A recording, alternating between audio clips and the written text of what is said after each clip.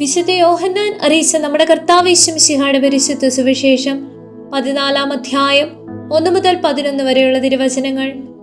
നിങ്ങളുടെ ഹൃദയം അസ്വസ്ഥമാകേണ്ട, ദൈവത്തിൽ വിശ്വസിക്കുവിൻ, എന്നിലും വിശ്വസിക്കുവിൻ. എന്റെ പിതാവിന്റെ ഭവനത്തിൽ അനേകം വാസസ്ഥലങ്ങളുണ്ട്. ഇല്ലായിരുന്നെങ്കിൽ നിങ്ങൾക്ക് സ്ഥലമൊരുക്കാൻ പോകുന്നുവെന്ന് ഞാൻ നിങ്ങളോട് പറയുമായിരുന്നു.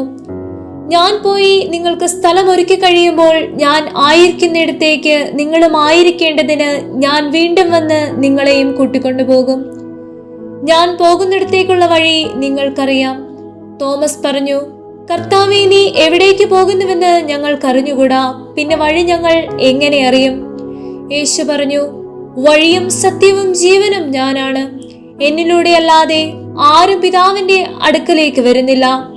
നിങ്ങൾ എന്നെ അറിയുന്നുവെങ്കിൽ എന്റെ പിതാവിനെയും അറിയുമായിരുന്നു. ഇപ്പോൾ മുതൽ നിങ്ങൾ അവനെ അറിയുന്നു, നിങ്ങൾ അവനെ കാണുകയും ചെയ്തിരിക്കുന്നു. പീലിപ്പോസ് പറഞ്ഞു, കർത്താവേ, പിതാവിനെ ഞങ്ങൾക്ക് കാണിച്ചു തരിക, ഞങ്ങൾക്ക് അത് മതി.